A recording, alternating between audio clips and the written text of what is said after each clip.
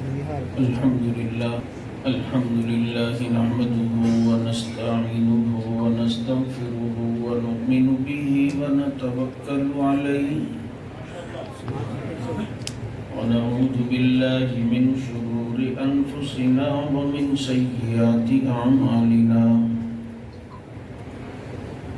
من يهده الله فلا مضل له ومن يضلله فلا هادي له ونشهد أن لا إله إلا الله وحده لا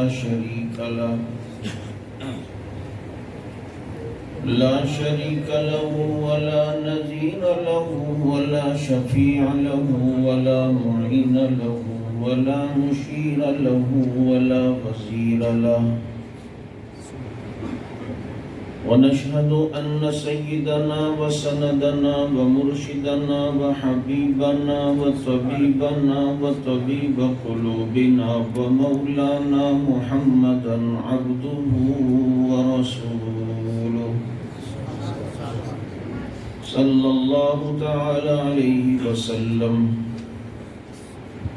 أما بعد فأعوذ بالله من الشيطان الرجيم. بسم الله الرحمن الرحيم. محمد رسول الله والذين معه أشداء على الكفار رحماء بينهم. صدق الله مولانا العظيم ونحن على ذلك لمن الشاهدين والشاكرين والحمد لله رب العالمين. يا رب صل وسلم دائما أبدا على حبيبك خير الخلق كلهم. هو الحبيب الذي ترجى شفاعته لكل هول من الأحوال مقتحم.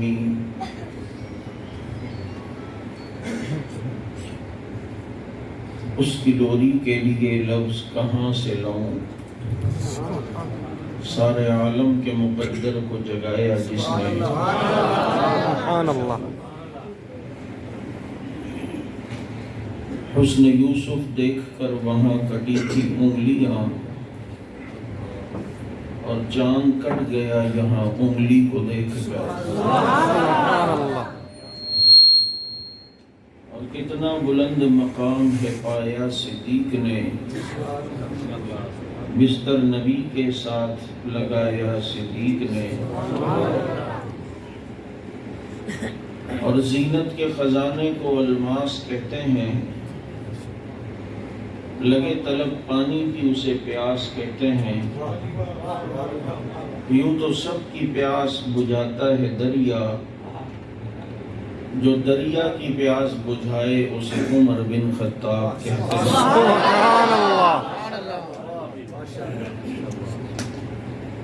اور دشمن دین تڑپتا ہے بڑے تیش میں ہے. دشمن دین تڑپتا ہے بڑے تیش میں ہے، اور وہاں روضہ اقدس میں عمر عیش میں ہے.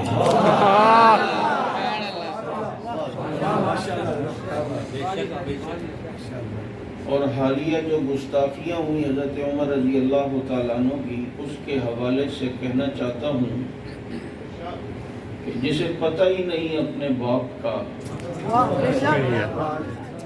وہ کیا بگاڑ لے گا عمر بن خطاب کا. سبحان اللہ. اور مجھ میں اور تیرے دشمن میں یہ فرق ہے اے عمر، میں تیرے نام پہ مرتا ہوں، وہ تیرے نام سے مرتا ہے. سبحان اللہ. اور پھول ماریں گے نہ کلی ماریں گے، امام ماریں گے نہ ولی ماریں گے. ہو جس دل میں بغض اصحاب رسول کا، عمر کے درے سے اسے علی ماریں گے. اور مفتی محمد صاحب، یہ کسی نے بیان دیا تھا کہ میں معاویہ کی حکومت زمین پہ نہیں مانتا، تو میں نے ایک شعر لکھا کہ معاویہ تو وہ ہے کہ خطوط لکھ کر آقا کی ترجمانی کر چکا، اس سے منہ موڑ کر تو نادانی کر چکا، اور نیکیوں کو اپنی تو پانی کر چکا، مانتا نہیں زمین پر تو اس کی حکومت، کئی بار سمندروں پہ جو حکمرانی کر چکا۔ اور یہ سچ ہے، یہ سچ ہے کہ خطرہ اغیار بہت ہے، پر کیا کریں صحابہ سے پیار۔ نعرہ تکبیر، شان محمد مصطفیٰ، شان صحابہ، عظمت فاروق اعظم، فاروق کے دشمن پہ لعنت۔ کیونکہ صحابہ کے کھاتے لگ گیا جس کا خون، لا خوف علیہم ولا هم یحزنون۔ درود پاک۔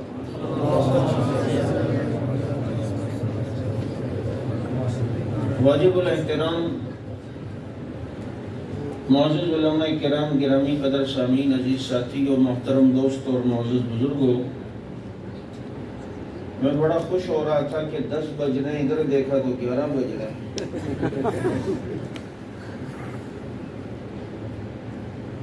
چلو ہمارے تو 10 بج رہے ہیں اور 11 بج رہے ہیں، اور بہت سالوں کے منہ پر ہر وقت 12 بج رہے ہیں۔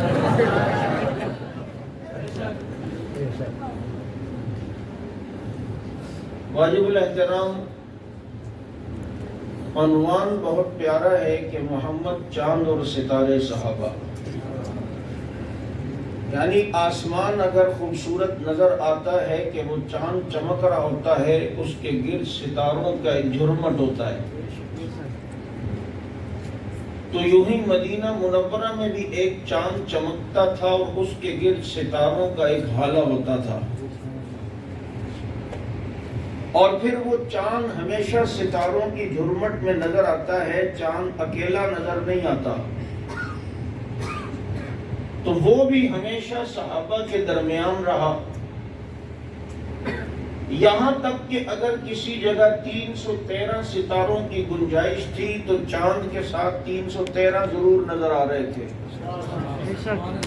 اور اگر کہیں گنجائش ہی چاند کے ساتھ ایک کی تھی تو اکیلا رب نے تب بھی نہیں چھوڑا، اور چاند کے ساتھ پھر بھی ایک ستارہ چمکتے ہوئے نظر آ رہا تھا۔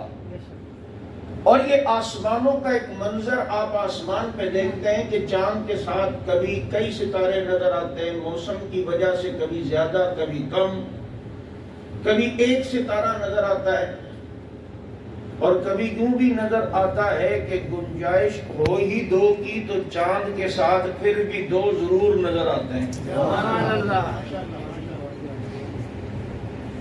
اب یہ میرا قصور تو نہیں ہے، میں اسٹاپ ہو کے تو بول نہیں سکتا ہوں، یہ تو مائک والے کی سیٹنگ کا کام ہے کہ وہ ایسی کرے کہ میں ادھر ہوں یا ادھر ہوں، آواز باہر بھی جائے، یہ تو ان کا کمال ہونا چاہیے۔ بھائی باہر آواز آ رہی ہے یا نہیں آ رہی ہے؟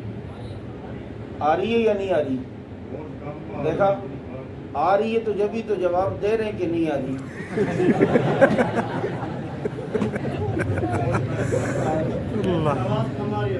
آ رہی ہے نا بھائی؟ ابھی میں نے سٹارٹ لیا ہے، اگر تمہارا ذوق رہا، میری طبیعت صحیح رہی، میں نے جب 4تھا گیئر لگایا تو تم کہو گے یہ بھی ہٹاؤ۔ ابھی تو پہلے گیئر میں گاڑی ہے۔ میں یہ عرض کر رہا تھا کہ چاند کو ہمیشہ ستاروں کے ساتھ دیکھو گے، دنیا میں بھی وہ چاند ستاروں کے ساتھ نظر آ رہا ہے، اور آخرت میں بھی وہ چاند ستاروں کے ساتھ نظر آئے گا۔ تم اگر ستاروں کا انکار کرو تو تمہاری کم بختی ہے، ستاروں نے بہرحال چاند کے ساتھ رہنا ہے، اور یہ فیض ایک ہی کا سب کی طرف سے سب کے اوپر آ رہا ہے، یعنی رسول اللہ صلی اللہ علیہ وسلم جن کے شاگرد اللہ نے صحابہ کو بنایا، ظاہر بات ہے کہ استاد ہوگا تو شاگرد ہوں گے۔ توجہ کرنا ذرا، میرے نبی کے جہاں بہت سارے صفاتی نام ہیں، ایک نام تو محمد میرے نبی کا ذاتی ہے، باقی کئی صفاتی نام ہیں۔ میرے نبی بشیر بھی ہیں، میرے نبی مزکی بھی ہیں، میرے نبی معلم بھی ہیں۔ اب اگر تم توجہ کرو تو میرے نبی کے بعض صفاتی ناموں میں صحابہ کی شان جھلکتی ہوئی نظر آتی ہے، چاند کے ساتھ ستارے جھلکتے ہوئے تمہیں نظر آئیں گے۔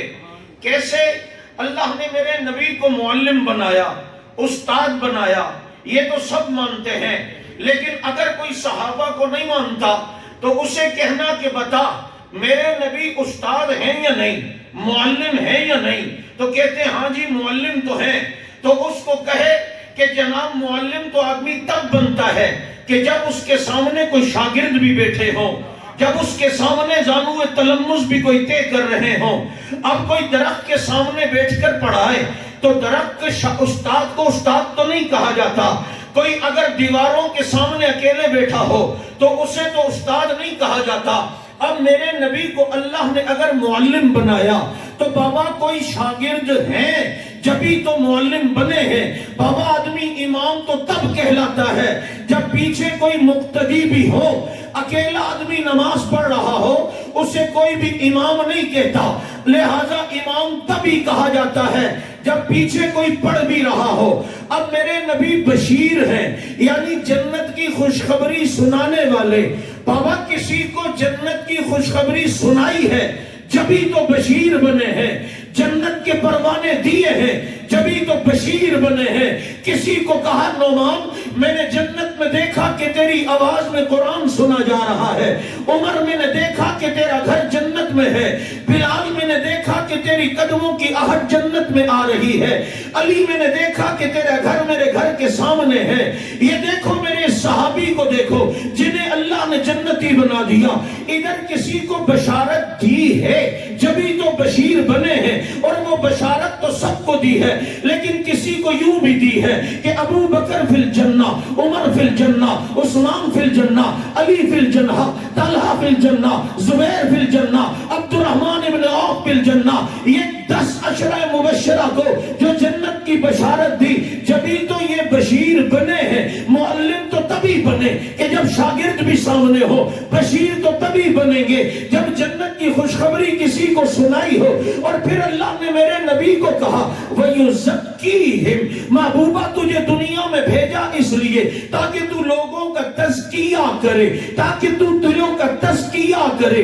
جو جاہل ہوں نے عالم بنا دے، جو مشرکوں نے موحد بنا دے، جو تحت الثری میں ہوں نے ثریا ستارے پہ پہنچا دے، جو جہالت کی دلدل میں ہو انہیں علم کی بلندی پہ پہنچا دے، جو گمراہ ہو انہیں ہدایت پہ پہنچا دے۔ یعنی محبوب میں نے تجھے بھیجا اس لیے ہے کہ تو دلوں میں انقلاب پیدا کر دے، دلوں کا تزکیہ کر دے۔ جن کے دلوں میں نفرت ہو انہیں رحماء بینہم بنا دے، جو جہنم کے قریب پہنچ چکے ہو انہیں اولئک ہم الوارثون، جنت کا وارث بنا دے۔ بلکہ میں یہ کیوں نہ کہوں کہ لکھا تاجور حبیبہ تیرے غلام بن گئے، چرواہے در کے آ کے جگ دے امام بن گئے۔ یہ بجلی کا کڑکا تھا یسوع ہادی، عرب کی زمین جس نے ساری ہلا دی، اور نگاہ نبی میں وہ تاثیر دیکھی، بدلتی ہزاروں کی تقدیر دیکھی۔ سبحان اللہ، سبحان اللہ، سبحان اللہ۔ میرے نبی تزکیے کے لیے آئے تو مزکی ہیں۔ کیا ہیں؟ مزکی، یعنی تزکیہ کرنے والے۔ اب کسی کا تزکیہ کیا ہے جبھی تو مزکی بنے نا۔ نہیں سمجھ آ رہی آپ؟ بابا کسی کا تزکیہ کیا ہے جبھی تو مزکی بنے ہیں، یعنی تزکیہ کرنے والے، دلوں کو صاف کرنے والے۔ مجھے کسی نے کہا ہاں تزکیہ ہوا ہے، میں کہا اچھا شکر مان لیا۔ کس کا؟ کہتے ہیں علی کا، فاطمہ کا، حسن کا، حسین کا۔ تو مزکی تو ہیں، وَيُزَكِّيهِمْ، نبی کے آنے کا مقصد تو پورا ہوا۔ میں نے کہا وہ بھی ہیں لیکن میرے عقیدے کے مطابق، تیرے عقیدے کے مطابق نہیں۔ کہ کیا مطلب؟ میں نے کہا تیرے نزدیک علی، فاطمہ، حسن، حسین یہ تو پہلے سے معصوم ہے، تو یہ تو تحصیل حاصل ہے جو باطل ہوتی ہے۔ جب پہلے سے ان کا تزکیہ ہوا ہے تو پھر تزکیے کی کیا ضرورت ہے؟ بتانا ذرا۔ اب ایک طرف تیرا عصمت کا عقیدہ ہے کہ یہ ہمارے امام معصوم ہے، جب معصوم ہے تو تزکیہ تو پہلے سے ہوا ہے، اور اگر کہتا ہے کہ تزکیہ بعد میں نبی نے کیا ہے تو تیرے عصمت کے عقیدے کی دھجیاں ہو جاتی ہے۔ پھر عقیدہ عصمت رہا؟ بولو، عقیدہ عصمت نہیں رہا۔ تو یہاں پر بھی آ کر اہل بیت کو نہیں مان رہا۔ یہ بل سے تو پتہ چل گیا تو نہیں مانتا، بل سے تو سارے بلے باہر آئے ہیں، آئے یا نہیں آئے؟ بل تھا پورا صحابہ والے بیت کا، ساری زندگی اہل بیت کے نام کا چورن تم بیچ کے لوگوں کو دھوکہ دیتے تھے۔ آج جب ان کی تحفظ کے بل کی بات آتی ہے، سب سے زیادہ مخالفت یہ کر کے بتا رہا ہے اس کا اہل بیت سے کوئی تعلق نہیں۔ بلکہ اگر تمہارا ذوق ہو تو میں بتا دوں، یہ دو دلیلیں ہو گئی کہ یہ ان کو بھی نہیں مانتے۔ تیسری بات سنو، سامنے دشمنان اصحاب رسول سے پوچھ، قرآن کی اس آیت کو مانتا ہے؟ کنتم خیر امت اخرجت للناس تأمرون بالمعروف وتنہون عن المنکر وتؤمنون باللہ۔ تم بہترین امت ہو جو لوگوں کے فائدے کے لیے آئے ہو، لوگوں کو نیکی کا حکم دیتے ہو، برائی سے بولو۔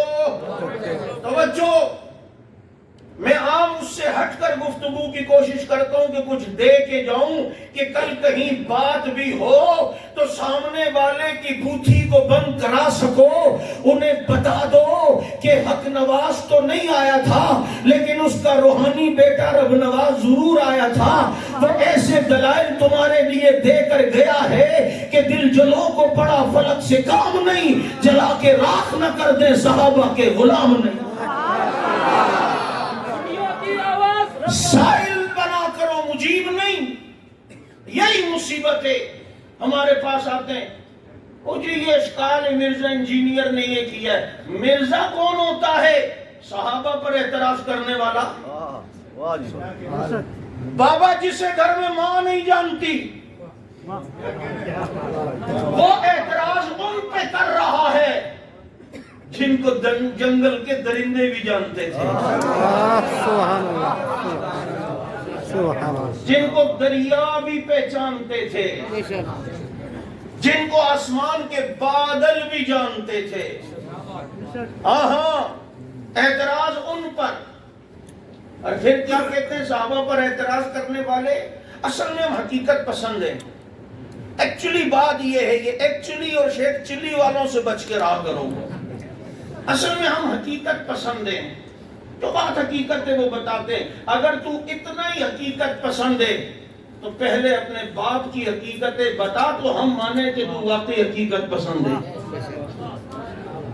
یا اپنی حقیقت بتا دے۔ کون سے کالج کے باہر کھڑا ہوتا ہے روزانہ 1 بجے؟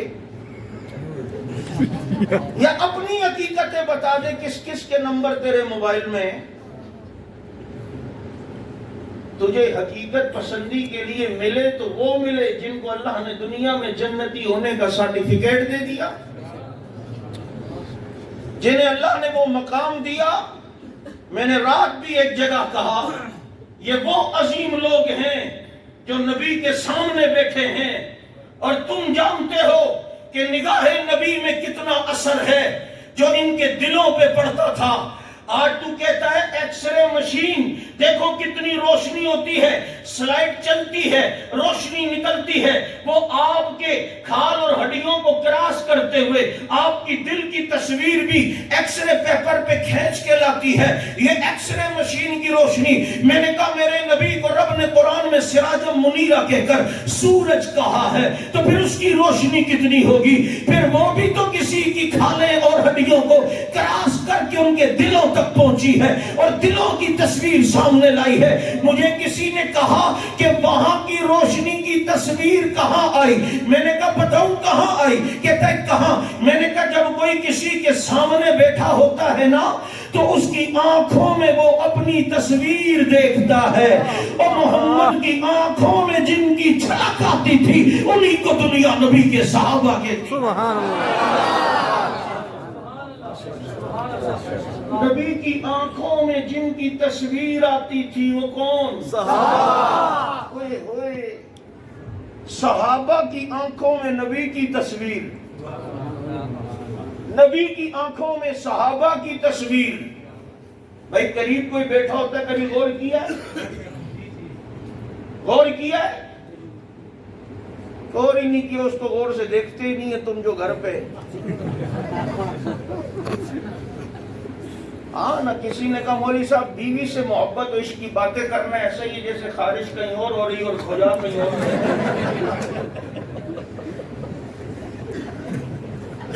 تو کبھی اس کو بھی ذرا ہنس کے دیکھ لیا کر۔ میاں بیوی ایک دوسرے کو مسکرا کر دیکھتے ہیں نا تو اللہ ان دونوں کو دیکھ کے مسکراتا ہے۔ سبحان اللہ۔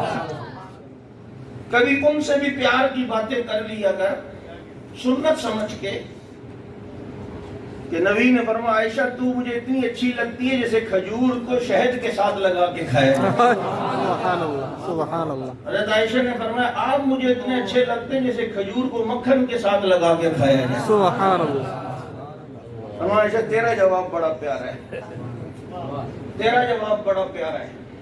ہائے ہائے کیا محبتیں تھیں، کیا الفتیں تھیں۔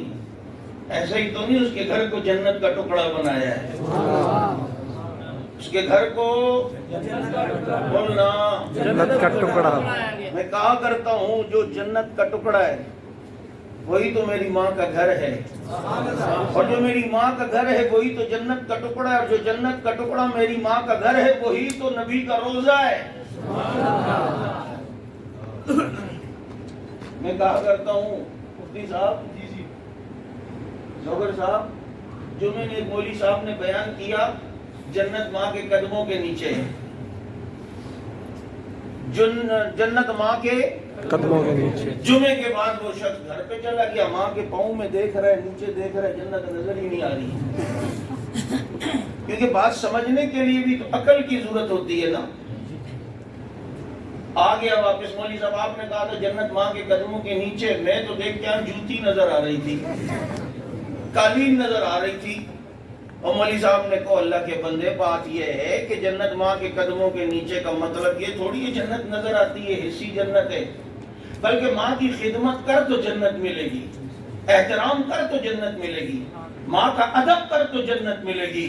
میرے جیسا کوئی سن رہا تھا، میں نے کہا ادھر اور کیا کنفیوژن ہے؟ کہتا ہے یار مسئلہ یہ ہے، مولوی صاحب نے کہا تھا جنت ماں کے قدموں کے نیچے ہے، اب مجھے یہ کہتے ہیں کہ مطلب ماں کی خدمت کر تو جنت ملے گی، ادب کر تو جنت ملے گا، احترام کر تو جنت۔ میں سمجھا جنت نظر آتی ہے، میں سمجھ رہا تھا حصی جنت ہے اور وہ نظر آتی ہے۔ میں نے کہا بات مولوی صاحب کی بھی ٹھیک ہے، لیکن میں تجھے بتاؤں میں ایک ایسی ماں کو بھی جانتا ہوں جو اپنے گھر پہ کھڑی ہوتی تھی تو جنت اس کے قدموں کے نیچے نظر آتی تھی۔ مجھے تو یوں لگتا ہے کہ علی سامنے کھڑے ہیں اور عائشہ اپنے گھر پہ کھڑی ہے اور نبی فرما رہے ہوں علی جنت ماں کے قدموں کے نیچے ہے۔ اللہ سبحان اللہ سبحان اللہ۔ میں ایک ایسی ماں کو بھی جانتا ہوں کہ جب وہ اپنے گھر پہ کھڑی ہوتی تھی تو جنت اس کے قدموں کے نیچے نظر آتی تھی، اور اسی جنت کے اندر میرے نبی بھی سو رہے ہیں، اور اکیلے نہیں بلکہ جیسے رب نے قرآن کو دو گدوں کے درمیان محفوظ کیا ہے، صاحب قرآن کو دو سچوں کے درمیان محفوظ کیا۔ سبحان اللہ سبحان اللہ۔ زندہ باد مصطفیٰ کے ہم سفر، ابو بکر ابو گلی گلی نگر بلکہ میں ایک بات کئی جگہ کہتا ہوں، وہ دو سچوں کے درمیان محفوظ ہیں اور قیامت تک رہیں گے۔ انشاءاللہ۔ نبی نے فرمایا تھا ایک طرف نبی کے ابو بکر تھے، ایک طرف عمر تھے، فرمایا ہاکذا نواس یوم القیامہ، قیامت میں بھی ہم ساتھ ہی اٹھیں گے. میرے ایک طرف ابو بکر ہوگا, ایک طرف عمر ہوگا. میرا نبی جو پیشن گوئی کرتا ہے پوری ہوگی. آج اگر کوئی ایڑی چوٹی کا زور لگائے اور اس کا یہ ارادہ ہو اور اس کے عقیدہ اور مذہب یہ ہے کہ ہمارا آئے گا وارواں, وہ آ کر یہاں سے ابو بکر و عمر کی میتوں کو نکالے گا اور پھر جناب وہ ان کو نکالے گا. میں نے کہا تو الٹا لٹک جا چمگادڑ کی طرح, اس مقصد میں کامیاب نہیں ہو سکتا, کیونکہ یہ قیامت تک نبی کے ساتھ ہوں گے, قیامت میں نبی کے ساتھ اٹھیں گے, کیونکہ یہ پیشن گوئی میرے نبی نے کی ہے اور میرا نبی جو بولتا ہے خدا پورا کر کے دکھاتا ہے. بے شک سبحان اللہ. پھر میں نے ایک تقریر میں خیرپور میں کہا تھا کہ تم کہتے ہو کہ وہ آگے نکالیں گے ان دونوں کو. نکال تو کسی کا باپ بھی نہیں سکتا انہیں. وہ ایسے محفوظ ہیں, ایسے محفوظ ہیں. خواب دیکھا, بادشاہ نے تعبیر کسی کو سمجھ نہیں آئی. کسی نے کہا جیل میں یوسف نام کا قیدی یہ تعبیر بتائے گا. تعبیر پوچھی, بھائی میں نے یہ خواب دیکھا ہے کہ حضرت یوسف علیہ السلام نے فرمایا 7 سال خوب رزق فراوانی ہوگی, 7 سال قحط ہوگا. ان 7 سالوں میں خوب گندم کاشت کرو تاکہ بعد کے 7 سالوں میں کام آئے. کہ یوسف تدبیر تو اچھی ہے لیکن 7 سال تک گندم محفوظ رہتی ہے, 7 سال میں تو گندم خراب ہو جائے گی. حضرت یوسف نے فرمایا میرے پاس اس کا بھی حل ہے. کیا؟ کہ گندم کو خوشے میں رہنے دو. گندم جب تک خوشے میں رہے تو گندم تر و تازہ رہتی ہے. میں نے کہا گندم خوشے میں رہے تو اسے بھی کچھ نہیں ہوتا, اور ہمدم اگر روزے میں ہوں تو انہیں بھی کچھ نہیں ہوتا. اگر گندم خوشے کے خول میں ہو اسے بھی کچھ نہیں ہوتا, اور ہمدم روزے کے خول میں ہو تو اسے بھی کچھ نہیں ہوتا. اور جادو وہ جو سر چڑھ کے بولے, جادو وہ جو سر چڑھ کے بولے, یہ کہتا ہے وہ آئے گا اور ان کو نکالے گا. میں نے کہا نکال تو کوئی سکتا نہیں ہے, لیکن اتنا تو بھی مان چکا ہے کہ 1400 سال گزر گئے ہیں, ابو بکر و عمر کا جسم قبر میں آج بھی سلامت ہے. اسی کو تو کہتے ہیں زمین میلی نہیں ہوتی, زمن میلا نہیں ہوتا, محمد کے صحابہ کا کفن میلا. سبحان اللہ, سبحان اللہ. نعرہ تکبیر, شان محمد مصطفیٰ, شان صحابہ, عظمت صحابہ, عزت امی عائشہ. اتنا سو سمجھ ظالم, پتلا جلا رہا ہے تو اس کا جو آج بھی جنت کے مزے لے رہا ہے, جو چھینٹے میرے نبی کی قبر اثر پہ پڑ رہے ہیں, جو رحمتیں اسی کے چھینٹے اڑ اڑ کے ابو بکر عمر کی قبر پہ بھی پڑ رہے ہیں. کیسا سلایا, ایسے سلایا, قیامت تک سلا کے رکھا. آج ہم جب نبی کے روزے پہ جاتے ہیں نا تو جالی مبارک پہ جب سلام پیش کرتے ہیں, شرطے کھڑے نہیں ہونے دیتے, زیادہ آدھا منٹ, 1 منٹ, 1.5 منٹ زیادہ موقع ملتا ہے. جب ہم جالی مبارک کے باہر سے سلام پیش کر کے باب بقیع سے باہر نکلتے ہیں, ایسی عجیب سی کیفیت ہوتی ہے, ایسا لگتا ہے میری زندگی کو حیات مل گئی تھی, ایسا لگتا ہے کہ وقت تھم گیا تھا, ایسا لگتا ہے میں وقت کا جنید بغدادی ہوں. تو بالیوں کے پیچھے سے آئے تو تو خوش نصیب ہے, اور جو جالی کے اندر 1400 سال سے سو رہے ہوں وہ کتنے خوش نصیب ہیں. سبحان اللہ, سبحان اللہ. کہ تیری جالیوں کے پیچھے تیری رحمتوں کے سائے, جسے دیکھنی ہو جنت کو مدینہ دیکھ آئے. وہ آج بھی نبی کے پہلو میں سو رہے ہیں, اور پھر تو جلتا اس شخص سے ہے جس نے ساری دنیا کے اندر دین کو ایسے پھیلایا. اور ابھی ڈوگر صاحب کہہ رہے تھے باقی سارے صحابہ مرید مصطفیٰ ہیں اور عمر مراد مصطفیٰ ہے. اللہ سے ایسا تعلق, یہ علماء بیٹھے ہیں, یہ جانتے ہیں کہ نبی نے فرمایا ہر امت میں ایک محدث ہوتا ہے. محدث ملہم کے معنی میں جس کی طرف الہام ہو, اور میری امت کا محدث عمر ہے, یعنی جن سے رب کلام کرتا ہے, اللہ سے اتنا براہ راست تعلق, اتنا براہ راست. دیکھو ابو بکر صدیق رضی اللہ تعالیٰ عنہ فنا فی الرسول تھے یا نہیں؟ نبی جب مشورہ لیتے تو جو نبی کے دل میں ہوتا تھا وہ ابو بکر کی زبان پہ ہوتا تھا. اتنا فنا فی الرسول، اتنا فنا فی الرسول، نبی کے رنگ میں رنگ چکا تھا، نبی کے رنگ میں. بس عکس محمد کو صدیق کہتے ہیں. بلکہ تمہیں میں بتاؤں، جب کندھوں پہ بٹھا کے لے کے جا رہے تھے نبی کو، کندھوں پہ بٹھا کے لے کے جا رہے تھے، وہ کوئی کہتا ہے نا صدیق خلافت لے گیا، میں کہا کھوتی دیا چھوڑ ادھر دے، نبی کو لے گیا. کندھے پہ جب کوئی کسی کے بیٹھا ہو نا تو دور سے دیکھنے والا سمجھتا ہے ایک جسم آ رہا ہے. دور سے دیکھنے والا سمجھتا ہے ایک جسم آ رہا ہے، حالانکہ اوپر دیکھتا ہے تو نبوت نظر آتی ہے، نیچے دیکھتا ہے تو صداقت نظر آتی ہے، لیکن لگتا ایسا ہے کہ ایک جسم آ رہا ہے. اور صدیق چاہتا بھی تھا کہ آقا محبت میں وہ مقام بھی تو کبھی آئے کہ من تو شدم تو من شدے، من جان شدم تو روح شدے، تا کس نہ گوید بعد ازی من دیگرم تو دیگرے.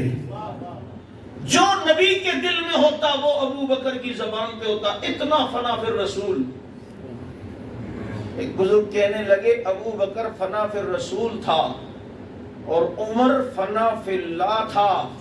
جو لوح محفوظ میں رب نے فیصلہ کیا ہوتا تھا وہ عمر کی زبان پہ ہوتا تھا. یہ اتنا اللہ سے براہ راست ہے، اتنا براہ راست. آپ حیران ہوں گے، ہر صحابی کے ایمان لانے کا کوئی نہ کوئی ذریعہ بنا ہے. مخلوق میں سے خود صدیق اکبر ایمان لائے، ذریعہ میرے نبی بنے. حضرت عثمان و بلال ایمان لائے، دعوت ابو بکر صدیق نے دی. اور کئی صحابہ کسی کے قرآن سن کر آئے، کسی سے دین کی بات سن کر ایمان لائے. عمر وہ واحد تنہا شخص ہے کہ جس کے ایمان لانے کا کوئی مخلوق ذریعہ نہیں بنی ہے، بلکہ بہن سے وہ قرآن کا صفحہ لیا ہے اور لے کے خود پڑھتا ہے. طٰہٰ مَا أَنزَلْنَا عَلَيْكَ الْقُرْآنَ لِتَشْقَىٰ إِلَّا تَذْكِرَةً لِمَن يَخْشَىٰ. اس کے ایمان لانے کا ذریعہ بھی براہ راست رب کا کلام بنا ہے. رب کا کلام بنا. ادھر جو مشورہ ہوتا تھا ادھر وہ لوح محفوظ میں ہوتا تھا. 27 سے زیادہ مشورے عمر نے یہاں دیے، وہاں سے قرآن بن کے آئے یا نہیں آئے. بلکہ اس دن میں نے ایک جگہ کہا، وہ آپ کو پتا ہے نا یہودی اور منافق کی آپس میں کوئی چپ کلش ہو گئی. یہودی نے کہا نبی سے فیصلہ کراتے ہیں، منافق نے کہا نہیں، کعب بن اشرف یہودی سے کراتے ہیں. وہ بہرحال یہودی لے گیا، نبی نے دونوں کی سنی، فیصلہ سنا، اور دونوں کی بات سن کے فیصلہ نبی نے یہودی کے حق میں کیا. اس منافق نے کہا مجھے یہ فیصلہ پسند نہیں ہے، عمر کے پاس چلتے ہیں. بات یہ ہے کہ گیدڑ کی موت آتی ہے تو شہر کا رخ کرتا ہے، اور منافق کی موت آتی ہے تو وہ عمر کا رخ کرتا ہے. وہ لے گیا، دروازے پہ دستک دی، حضرت عمر باہر آئے. وہ منافق آگے سے پہلے، حضرت کیا حال ہے، کیا خیریت ہے، ٹھیک ہے. حضرت آپ کو پتا ہے نا میں مومن ہوں، میں بڑا مومن ہوں. حضرت آپ کو پتا ہے نا میں مومن ہوں. کہاں کی بات تو کر. نہیں پہلے آپ دیکھیں میں مومن ہوں، بہت بڑا مومن ہوں، یقین کرو. اور مومنوں کا کلمہ بھی چھوٹا ہوتا ہے، میرا ہے بھی بڑا والا. آپ پہلے تسلی تو کریں نا. آپ کو پتا، مجھے جانتے ہیں حضرت، آپ پتا ہے نا میں مومن ہوں، اور مومنوں کی اذان چھوٹی ہے، میری ہے بھی بڑی، میں بہت بڑا مومن ہوں. بھائی بات تو آگے کر، حضرت پہلے تسلی کر لیں، آپ کو پہلے یقین ہو جائے میں مومن ہوں، اور مومنوں کا قرآن بھی چھوٹا ہے، میرا ہے بھی 140 گز والا، کلمہ بھی بڑا ہے. حضرت پتہ ہے آپ کو پتہ ہے مومن ہوں، اذان بھی میری بڑی ہے، قرآن بھی بڑا ہے، یہ ساری چیزیں بڑی ہیں. میں نے کہا زبان حال سے عمر نے کہا کہ مجھے پتہ ہے تیرے اندر کیڑا بھی بہت بڑا ہے. بات کر آگے. اس نے کہا اصل میں بات یہ ہے کہ فیصلہ کروانے آیا تھا، ہمارا آپس میں کوئی مسئلہ تھا نا، تو ایران اور اسرائیل کا. تو اس لیے تھوڑا مسئلہ ہے. حضرت عمر نے دیکھا، کہا ہاں بھائی. اس نے کہا حضرت بات یہ ہے کہ میں یہودی ضرور ہوں لیکن یہ میرا بھی باپ ہے. مجھے کیا پتہ یہ اتنا بے ایمان ہے، یہ تو میرے سے بھی زیادہ بدترین اور غلیظ ترین کافر ہے. کہا کیوں؟ کہا ہمارا فیصلہ نبی نے کر دیا ہے کہ آپ سے کہتا ہے کہ عمر سے فیصلہ کرائے. اصل میں منافق شروع سے یہ سمجھتا ہے کہ عمر نبی کی مخالفت میں فیصلہ کرے گا، لیکن اسے یہ نہیں پتا عمر ہمیشہ نبی کی حمایت میں فیصلہ کرے گا. سبحان اللہ. واہ. اور میں تمہیں قرآن سے استدلال دیتا ہوں. جب حضرت موسیٰ علیہ السلام نے بنی اسرائیلیوں سے کہا تھا کہ اللہ نے مجھے بتایا کہ اللہ یہاں کی حکومت اپنے پیاروں کو دے گا، تو بنی اسرائیلیوں نے کیا کہا؟ آپ دعا کریں کہ یہاں کی خلافت و حکومت و حکمرانی ہمیں ملے. تو سورہ اعراف میں ہے حضرت موسیٰ کو اللہ نے کہا نہیں، ان کو نہیں ملے گی. الذین یتبعون الرسول النبی الامی، نبی الامی کی اتباع کرنے والوں کو یہاں کی حکمرانی دوں گا. یہ بنی اسرائیل کے سامنے میرے نبی کے یاروں کی تعریف ہو رہی ہے کہ یہاں رسول نبی الامی کی اتباع کرنے والوں کو یہاں کی حکمرانی دوں گا. اب یہ جس علاقے پر حضرت موسیٰ بات کر رہے ہیں وہ مصر ہے، اور یہ علاقہ فتح ہوتا ہے حضرت عمر کے دور میں، حضرت فاروق اعظم کے دور میں. اور کہا یہاں کی حکمرانی دوں گا تو نبی الامی کی اتباع کرنے والوں کو دوں گا. نبی الامی کی اتباع، پتہ چلتا ہے یہاں جو حکمران بنا تو وہ نبی الامی کی اتباع کرنے والا تھا. نبی الامی ورنہ قرآن کریم کی اور حضرت موسیٰ کی پیشن گوئی پھر ثابت نہیں ہوگی. اگر تو حکمران ابو حضرت عمر کو نبی کا متبع نہیں مانے گا تو بتانا حضرت موسیٰ تو پیشن گوئی کرتے ہیں. یہاں کی خلافت و حکومت نبی کی اتباع کرنے والوں کو ملے گی. یہاں جو نبی الامی آئیں گے ان کی اتباع کرنے والوں کو یہاں کی حکمرانی ملے گی. ہاں عمر پیدا نہیں ہوا، اس کی خلافت کے فیصلے پہلے ہو رہے ہیں. مجھے کسی نے کہا میں عمر کی خلافت کو نہیں مانتا، اور میں نے کہا انی دیا تو آج نہیں مانتا، عمر پیدا بھی نہیں ہوا تھا، اس کی خلافت کے فیصلے رب پہلے کر چکا ہے. سبحان اللہ. حضرت فیصلہ کر دے. حضرت عمر نے کہا اچھا وہ فیصلہ نبی والا تجھے پسند نہیں ہے؟ کہا نہیں وہ تو اصل میں اسی لیے تو آپ کے پاس آئے. اور میں ابھی فیصلہ کرتا ہوں. آپ کو پتہ نہیں کیا فیصلہ کیا تھا؟ اندر گئے، تلوار لائی، اس کی گردن اڑا دی، کہا کہ جو نبی کی نہیں مانتا عمر کا یہ فیصلہ ہے. اب وہ جتنے یہود کو منافق تھے نا وہ سارے کراچی نمائش چورنگی پہ جمع دیکھو یہ چل رہا ہے نا تو میرے دھیان ادھر ادھر بھٹک جائے گا. اس وقت کون سا کراچی نمائش چورنگی تھی، اسی زبان پہ آ گیا. سارے منافق جو ہے وہ جمع ہو گئے وہاں مدینے میں کسی چوک پہ. احتجاج، قصاص، بدلہ. نبی نے بولا عمر یہ کیا کر دیا؟ اللہ کے نبی آپ کے فیصلہ نہیں مانتا تھا، بے ایمان تھا، مسلمان تھا ہی نہیں. کہا تو ٹھیک ہے، دنیا کو کیا جواب دیں گے؟ اللہ. کہا آپ نے جواب دینا ہی نہیں ہے، جس کے لیے کیا ہے جواب وہ دے گا. سبحان اللہ. قرآن آیا فلا وربک لا یؤمنون حتی یحکموک فیما شجر بینہم. تیرے رب کی قسم جب تک تجھے فیصل نہ بنائے، تیرے فیصلے کو نہ مانے، مومن نہیں. لا یؤمنون. آج تو کسی کا جبہ کبا دیکھ کے کہتے ہیں نہیں یہ تو دیکھو نا یہ نماز بھی پڑھتا ہے. اللہ نے اسے کہا لا یؤمنون جو تھا منافق، جو مدینے میں نماز پڑھ لیتا تھا، دکھانے کے لیے مدینے کا روزہ بھی رکھ لیتا تھا، اور جناب سر پہ دستار بھی سجا لیتا تھا، کبھی کبھی نبی کے پیچھے آ کے نماز میں بھی دکھانے کے لیے شریک ہو جاتا تھا. ایسے جبہ دستار والا جو نبی کے فیصلے کو نہ مانے اور رہتا بھی وہ مدینے میں تھا، تو رب کہتا ہے لا یؤمنون، یہ مومن نہیں ہو سکتا.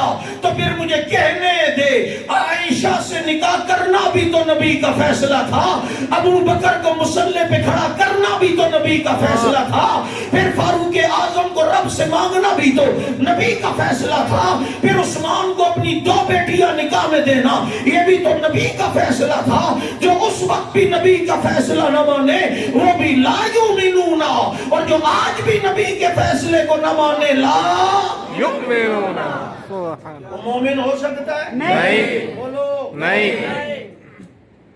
اس فاروق اعظم کو نہیں مانتا جس کو جنگل کے درندے بھی مانتے تھے، ہائے ہائے، جس کو آگ بھی پہچانتی تھی، آگ کو ایسے رومال سے بھگاتے ہیں جیسے بکریاں چرانے والا بکریوں کو بھگاتا ہے۔ کیا بات تھی، کیا عظمتیں ہیں۔ میرا موضوع وہ نہیں، یہ صرف ضمناً اس لیے بات کی تمہیں پتہ ہونا چاہیے اس جماعت کا وجود کیوں ضروری تھا، حق نواز نے یہ آواز کیوں اٹھائی۔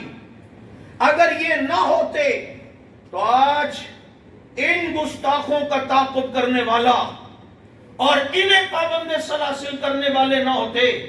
ابھی ڈوگر صاحب کہہ رہے تھے کہ گستاخوں کو پکڑوایا، آپ بتاؤ اگر ان کے کانوں میں حق نواز کی آواز نہ آتی تو یہ کیا جانتے، انہیں پھر کیا پتا چلتا، آپ کو کیا پتا چلتا۔ یہ تو اس نے آواز لگائی، صدا لگائی، وہ دنیا تک پہنچی۔ آپ یقین کریں، میں نے نبی کے روزے کے سامنے، باب بقیع کے باہر روزے کے سامنے ایک تقریر حضرت جھنگوی شہید کی ویڈیو میں کوئی دیکھ رہا تھا، اور اس میں وہ تڑپتے ہوئے کہہ رہے تھے، پشاور کی چوک یادگار کی تقریر تھی، اور وہ کہہ رہا تھا اللہ میں اپنی آواز گنبد خضرا تک پہنچانا چاہتا ہوں، میں اپنی آواز گنبد خضرا تک لے جانا چاہتا ہوں۔ یہ آواز پھر وہاں تک پہنچی اور وہ کہتا تھا کہ میری آواز عالمی آواز بنے گی۔ چشم فلک نے وہ منظر دیکھا کہ حق نواز کی آواز کو اللہ نے عالمی آواز بنا کے دکھا دیا ہے۔ اس بات کو سمجھو، یہ صحابہ کا دفاع کوئی معمولی عبادت نہیں ہے، یہ کوئی کھیل تماشا نہیں ہے۔ میں نے کراچی میں علماء کنونشن میں علماء سے سوال کیا، آج ہم صحابہ کو رضی اللہ کہتے ہیں، مجھے بتاؤ ان کو رضی اللہ کا ٹکٹ ملا کس عمل پہ تھا؟ جب وہ رکوع میں تھے تب، جب وہ صدقہ کر رہے تھے تب رب نے کہا میں راضی ہو گیا؟ میں نے کہا جواب یہی ہوگا جب ایک عثمان کے لیے بیعت کر رہے تھے اور جان دینے کا ارادہ کر رہے تھے تو رب نے کہا لقد رضی اللہ عن المؤمنین اذ یبایعونک تحت الشجرہ، یہ جتنے بھی عثمان کے لیے بیعت کر رہے ہیں اللہ سب سے راضی ہو گیا ہے۔ ایک صحابی کے لیے جان دینے کا ارادے پہ رب راضی ہوتا ہے، اور جو سارے صحابہ کے لیے جان دینے کا ارادہ کرے رب راضی نہیں ہوگا؟ سبحان اللہ۔ یہاں بیٹھ کے ارادہ تو کرو تاکہ اٹھنے سے پہلے رب کی رضا تو ملے کہ ان کی محبت میں دفاع میں جان دینی پڑے تو تیار ہے۔ وہ معمولی لوگ نہیں تھے، ان کی آنکھوں میں نبی کا عکس نظر آتا تھا، اور وہ لوگ تھے، کل میں نے شیخو پورا والوں کو بھی بتایا کہ جن کو اللہ نے یہ سعادت دی کہ نبی سے فرمایا وَلَا تَعْدُ عَيْنَاكَ عَنْهُمْ، اللہ، اے نبی ان پر نظریں رکھنا، ان سے نظریں نہ ہٹانا۔ کتنا پیارا جملہ ہے، وَلَا تَعْدُ عَيْنَاكَ عَنْهُمْ، ان سے نظریں نہ ہٹانا، انہیں اپنی نظروں میں رکھنا۔ آج تو کہتا ہے مجھ پر میرے پیر کی نظر ہے، میرے شیخ کی نظر ہے، میرے استاد کی نظر ہے، اور نبی کے یاروں تمہاری جوتی پہ قربان جاؤں تم پہ محمد الرسول اللہ کی نظر ہے۔ کیسی نظر میں رکھتے تھے یار، نبی ان کو کیسے نظروں میں رکھتے تھے۔ فجر کی نماز پڑھ کر صحابہ نبی کی مجلس میں بیٹھ جاتے، حضرت ابو دجانہ اٹھ کے چلے جاتے۔ 2-3 دن نبی نے دیکھا نا، کیوں دیکھا کہ وَلَا تَعْدُ عَيْنَاكَ عَنْهُمْ، انہیں نظروں میں رکھنا، انہیں نظروں میں رکھنا۔ پوچھ لیا ابو دجانہ جاتے کہاں؟ اللہ کے نبی کہا باقی بیٹھ جاتے، تم چلے جاتے ہو فجر کے فوراً بعد۔ اللہ کے نبی بات یہ کہ میرا گھر یہودی کے گھر کے ساتھ ملا، اس کے گھر کے اندر کھجور کا درخت، اس کی کچھ شاخیں میرے گھر پہ بھی لٹکتی ہیں، رات کو ہوائیں چلتی ہیں تو وہ کھجوریں میرے صحن میں گرتی ہیں، تو میں اٹھ کے اس لیے جلدی چلا جاتا ہوں، میرے چھوٹے چھوٹے بچے ہیں کہ وہ جاگ نہ جائیں اور پہلے آ کر وہ کھجوریں نہ کھا لیں، تو یہ ضبط نہ ہو جائے، غلط نہ ہو جائے، غلط بال میرے بچوں کے پیٹ میں نہ جائے، تو وہ میں جمع کرتا ہوں، مٹھی بھر کھجوریں ہوتی ہیں، جا کر میں یہودی کو دے کر آتا ہوں تاکہ ناجائز کھجوریں میرے حق میں نہ آئیں اور میرے پاس نہ آئیں، میں ان کا مالک نہ بنوں، جو میرا حصہ نہیں ہے تو میں اس پہ کیسے قبضہ کروں؟ یہ ابو دجانہ ہے جو اتنی سی کھجوریں برداشت نہیں کرتا، تو ابو بکر پورے باغ فدق کی کھجوریں کیسے برداشت کر لے؟ سبحان اللہ. یہ تو ابو دجانہ ہے جو اولئک هم المتقون ہے، اور وہ ابو بکر ہے جو وسیجنبہ الاتقیٰ ہے. نہیں سمجھو یار، یہ متقین اور وہ اتقیٰ، یہ اتنی سی کھجوریں نہیں لیتا، وہ 8 کلومیٹر لمبا باغ لے سکتا ہے، الزام لگاتا ہے، بات کرتا ہے.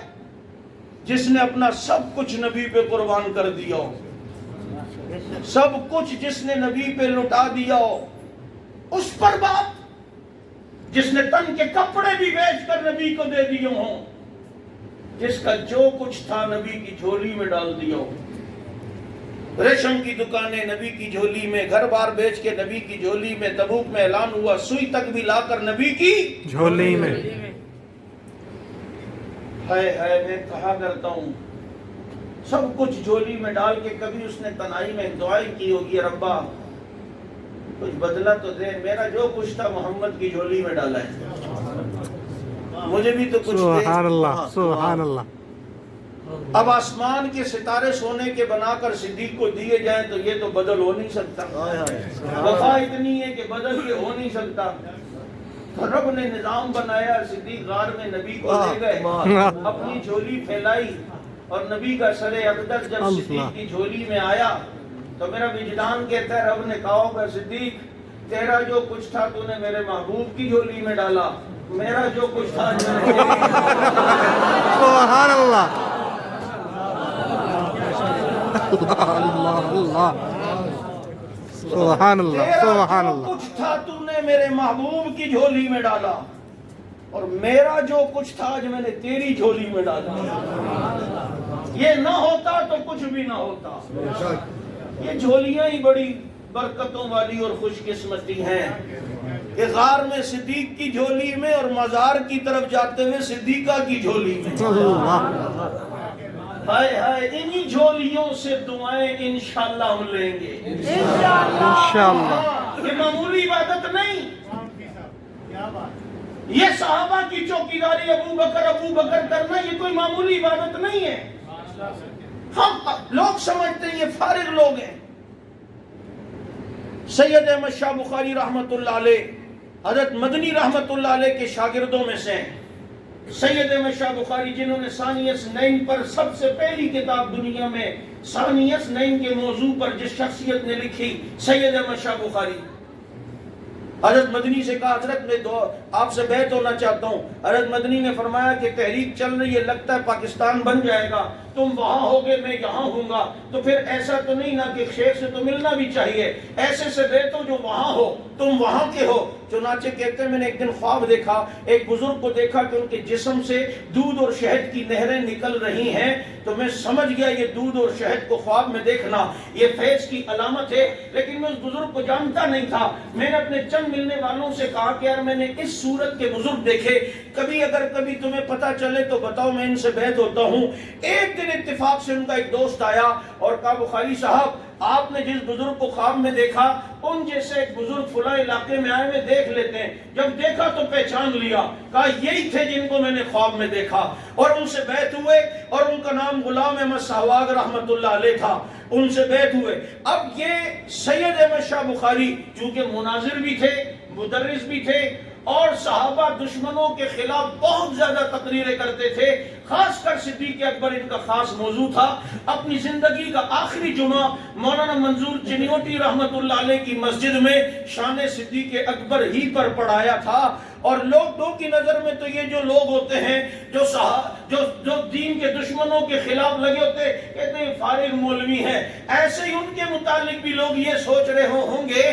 تو ایک دن غلام احمد صاحب کہنے لگے تم اس کو سمجھتے ہو یہ ایسے ہی ہے، تمہیں نہیں پتا اس نے 200 سے زیادہ مرتبہ خواب میں نبی کی زیارت کی ہے۔ سبحان اللہ۔ یہ ایک دن اپنے شیخ کو کہنے لگے حضرت مدرس بھی ہوں، صبح تدریس بھی ہوتی ہے، رات پروگرام بھی ہوتے ہیں، آپ نے جو معمولات دی ہیں وظائف کو کبھی کبھی چھوٹ جاتے ہیں رات کو، اور بڑا بوجھ ہوتا ہے، ملال ہوتا ہے، کیا کروں؟ پتہ ان کے شیخ نے کیا کہا؟ کہا بخاری صاحب اپنے رات کے بیانوں میں تھوڑی دیر شان صدیق اکبر بیان کر لیا کرو، جتنے معمولات چھوٹے میں ہوں گے اللہ سب کی کمی پوری کر دے گا۔ سبحان اللہ، سبحان اللہ۔ کہا میں نے تمہیں یہ وظائف اس لیے دیے کہ دل میں روحانیت پیدا ہو، اس کا ذکر کر کے روحانیت پیدا نہیں ہوگی جو آج بھی محمد سے براہ راست روحانیت لے رہا ہے، اللہ، جو آج بھی نبی کے پہلو میں، اور پہلو میں ہے بھی اس انداز میں کہ بلا فصل پہلو میں، سبحان اللہ۔ بلا یوں سو رہا ہے، کیونکہ قبر میں میت کو لٹانے کا سنت طریقہ کروٹ کے بلے، خالی چہرہ نہیں پھیرنا، پیٹ بھی بیت اللہ کی طرف ہو، سینہ بھی قبلے کی طرف ہو، چہرہ بھی، دیکھو نا سارے یوں سو رہے ہیں، ان کا چہرہ بیت اللہ کی طرف ہے۔ کائنات میں ایک ہی تو ہے جو یوں سو رہا ہے اور اس کا چہرہ بیت اللہ کی طرف بھی ہے اور رسول اللہ کی طرف بھی ہے، اور وہ کون؟ بولو ابو بکر، بولو ابو بکر۔ وہ صدیق اکبر رضی اللہ تعالیٰ عنہ۔ میں عرض یہ کر رہا تھا، مجھے اپنی بات کا لنک یاد ہے جو میں نے شروع کی تھی کہ ان سے پوچھ کے نبی مزکی ہیں تو تزکیہ کیا کسی کا تو مزکی بنے نا، جنت کی خوشخبری سنائی تو بشیر بنے نا۔ میں نے آیت آپ کے سامنے پڑھی تھی کہ قرآن کہتے کنتم خیر امت اخرجت للناس تأمرون بالمعروف وتنہون عن المنکر، یہ بہترین امت اور کیوں ہو کہ 2-3 کام کرتے ہو، نیکی کا حکم کرتے ہو، برائی سے روکتے ہو اور اللہ پر ایمان لاتے ہو۔ نیکی کا حکم کرتے ہو، برائی سے روکتے ہو۔ بولو وہ الگ بات ہے کہ کنتم، حضرت عمر فرماتے ہیں اس سے مراد نبی کے صحابہ ہے، اگر ساری امت مراد ہوتی تو یہ انتم ہوتا، کیونکہ جملہ اسمیہ دوام کے لیے ہوتا ہے۔ زید قائم، زید کھڑا ہے، تو ہر زمانے میں یہ لفظ بولا جائے تو سمجھو اسی زمانے میں بھی کھڑا ہے، لیکن قام زید کھڑا تھا مطلب یہ تھا، اب نہیں ہے۔ کنتم خیر امت، تم بہترین امت تھی، ہو گئی ہو۔ اور مزے کی بات بتاؤں، اصل میں ہمارا تو ایک مشغلہ ہے کہ ہم صحابہ قرآن سے سمجھاتے ہیں، واہ سبحان اللہ، تفسیر کراتے ہیں، 1226 آیات قرآن کریم میں صحابہ کے بارے میں جمع کی ہیں۔ یہ جو کنتم خیر امت ہے نا، اس سے 1-2 آیتیں پہلے ہی ایک آیت ہے، اور وہ کیا ہے؟ وَلْتَكُنْ مِنْكُمْ أُمَّةٌ، اللہ کہتے ہیں تم میں سے کچھ ایسے لوگ ہونے چاہیے جو لوگوں کو نیکی کی طرف بلائیں، برائی سے روکیں، ہونے چاہیے۔ اور ادھر کا ہونے چاہیے تو اِذَا أَرَادَ اللَّهُ شَيْئًا أَن يَقُولَ لَهُ كُن فَيَكُونُ، ادھر فوراً کہہ دیا کنتم خیر امت، تم ہو گئی ہو بہترین امت، سبحان اللہ۔ تم بہترین امت ہے۔ اب توجہ، تمہیں میں ایک سوال دے کے جا رہا ہوں، اور اس سوشل میڈیا کے ذریعے سے یہ سوال صحابہ دشمنوں سے بھی ہے کہ سوچو، ضد پہ نہ ہو کہ تم یہ بتاؤ یہ آیت قرآن کی صحیح ہے یا نہیں۔ وہ کہے گا ٹھیک ہے، لیکن تمہارے عقیدے کو اگر مانا جائے تو پھر یہ ہوگا کہ یہ قرآن کی آیت خدا نہ خواستہ اللہ معاف کرے ایسے ہی ہوا میں تیر چلایا، اللہ نے کوئی بھی بہتر امت تھی نہیں، بہتر امت ہے ہی نہیں کوئی۔ نہیں ہے، اللہ قرآن میں کہتا ہے تم بہترین امت ہو؟ کہا وہ میرے عقیدے کے مطابق، تیرے عقیدے کے مطابق نہیں۔ کیا کیسے؟